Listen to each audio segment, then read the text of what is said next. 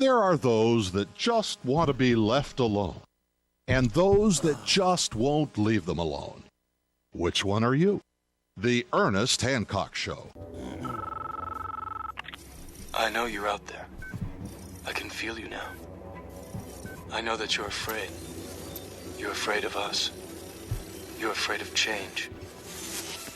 I don't know the future. I didn't come here to tell you how this is going to end. I came here to tell you how it's going to begin.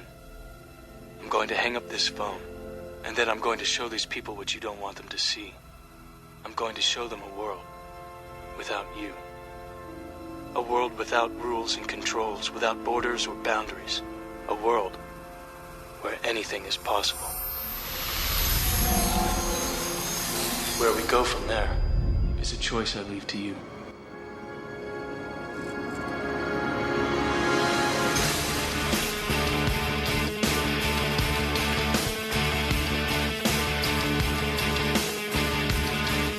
Yeah, leave it to you. Are we allowed to leave it to ourselves? No. No matter who you ask, it's always you got to know you're not allowed. I got the better plan. It's my plan. And let me tell you why. Well, we get to have the discussion on various different issues, and one that always kind of seems to keep coming up is religion. And, define, let's go ahead and do it. Go to the expert here, Mr. Dick Morris. Define me the word religion, freedom of religion. It's like a legal concept. I mean, I got it in the First Amendment, freedom of or from or however you want to do it. Religion. Define religion for me. Well, as far as the government is concerned, which means the court system, they've pretty much come down to if you have a good faith belief in anything, that therefore becomes a religion. Unless you're a Scientologist. Including Scientologists now are considered. It depends what country you're in. I'm talking about the United States. I thought you were talking about here. Well, no, this is the point that I'm making is that L. Ron Hubbard, I remember back when he was a science fiction writer. And he goes, he was. Hey, man, you want to save some money on taxes? Let me show you what you do. You create your own religion. And, is he allowed? Yeah, knock yourself out, man. I don't care. Joe Smith did it. So, yeah, right. I mean, there's one after another, just coming in based on, I'm like, yeah, so, let him, whatever. I don't care. It's when it comes down to using that as a government force. If they're not doing that, I don't care. People, there's so many people, I'm so happy over the last decade or so that you can have deep relationships and good conversation and be friends with and go on trips with and camping with, and religion doesn't come up. There's a separation. It's called libertarianism. I'll tell you, it's only the people I associate with that are freedom-oriented that have come to understand that a personal belief, for lack of a better word, or a philosophy they espouse is that is theirs. And as long as it doesn't interfere with them exercising theirs, it's simply not an issue. Well, that's also part of the book. It's a libertarian concept that no one has the right to initiate the use of physical force. In fact, that's required to become a libertarian to join the party. You have to sign that type of a declaration. But the theme of the book is how you come to that position, which is why the protagonist is constantly asking, what do you know and how do you know it? Because but I'm wondering, to come to that position of being a libertarian, not initiating force, not being about that, is that the conclusion to be that always that you cannot believe in, I don't know, anything? No. I mean, is that the requirement? Okay. The requirement for you to have a happier life is to think critically, because nothing actually but a man's mind can perform that complex, delicate, crucial process of identification, which is reasoning. And nothing can direct that process but an individual's own mind, their own judgment.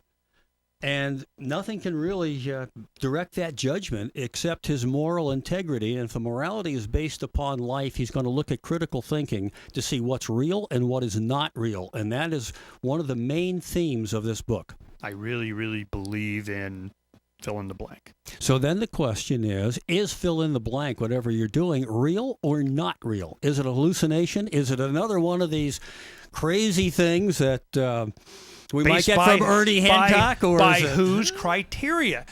See, this is. I answer that. I can answer that. The courts? No. Yay! The judge said, I won't give it away. I won't give it away in the book, because really it doesn't matter what the court said. I just don't care.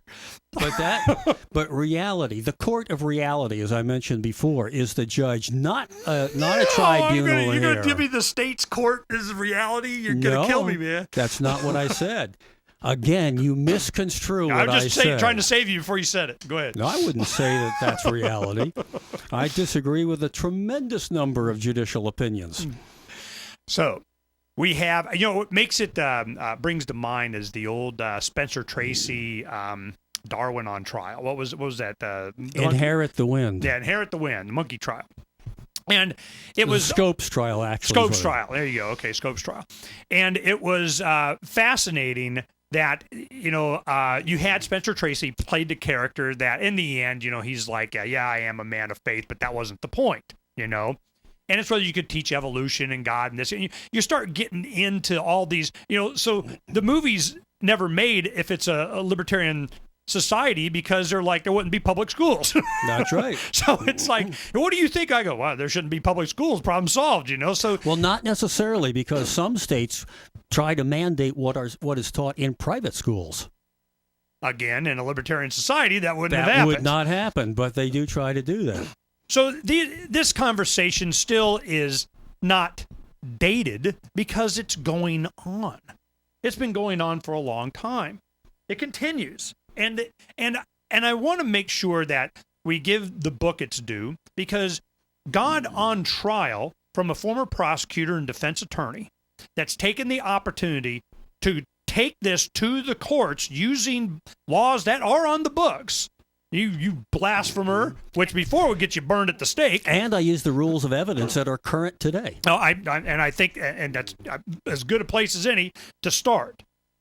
I'm just, from the author's perspective, is that it is impossible for you to have a belief in anything that's not supported by evidence that you would deem credible. As an individual, that evidence can be, from personal experience, and I'm sure a lot of other people have had this, powerful experiences that only that individual could possibly have experienced. And then you have to classify it. You got to look at it objectively. You got to go back and, did I remember that right? Was I hallucinating? Was it so that then I have to give up that discernment to somebody else to define it for me. Wrong. And I'm going, that's not true. Well, what are you asking of me? Let me put regardless of what it is. We only have a couple minutes left, so what I'm going to do is explain it to you, boy, so you understand it. I get ulcers in anticipation of you doing so. You have to, in your own mind, make decisions as to what's real and what's not. If you were to eat poison, for example, thinking it's a glass of Coca-Cola, hemlock is not going to give you the same effect that a glass of Coca-Cola is. Reality is going to teach you a lesson, and it's reality that's going to control what happens, not your hallucinogenic mind that says this fizzing hemlock is going to be just as good as Coke, and I'll go get a few cookies. I'm not sure there's a lot of difference between Coke and hemlock, but, so I'm going, okay. I don't see how that applies, though. I mean, it's... you have to define that whatever experience or perception that an individual has is incorrect or poison, or how do you get in their head or pull this experience out? It's like you'd have to experience it yourself. It's like you'd have to be jacked in Matrix, USB 14 from back of their head to your head and experience the same thing to even have the ability to make an opinion. Now, you have to have some memory because you have to be able to establish a pattern of things in order to be able to think critically. But if you woke up every morning and you had a terrible headache and you'd been out drinking the night before way more than you should have, and one night you didn't drink and you woke up fine, if you didn't recognize the pattern, then you'll continue to do that. That's what I'm talking about, reality.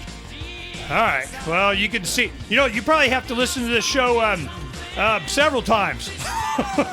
You know, which is always good. Or you can buy the book. Good. Do buy the book. Yeah. Okay. GodOnTrial.ws. GodOnTrial.ws. Dick Morris, local friend, attorney, and all-around good guy. Here's. I'm sorry. Go ahead. It's also an Amazon, Kindle, Barnes & Noble, ebook. Yep, download it. God on Trial. God on Trial. Well, who's judging? Who gets to decide? Who renders the final verdict? Who's John Galt? I vote you do. See you tomorrow. Uncovering the secrets and exposing the lies. That's what readers of freedomsphoenix.com get every day. Readers of freedomsphoenix.com are constantly provided the information that detail the real news between the lines of propaganda about government policies and the true relationship we all have with coercive governments. Learn the true condition of our economy, innovations and technological breakthroughs in energy, health, computer science, and space travel. Learn the truth well before it's admitted to in the lamestream media, the media that is so last century. Corporate media has evolved into nothing more than distributors of government propaganda, but we now have a fantastic alternative. FreedomsPhoenix.com provides constant news updates on the issues that affect our lives in the most important ways. Our liberty and our property are under constant attack, and FreedomsPhoenix.com provides the understanding behind the propaganda while encouraging the participation of our readers. Join us at FreedomsPhoenix.com. That's freedoms with an S, Phoenix.com. FreedomsPhoenix.com, where the revolution between the ears has already matured.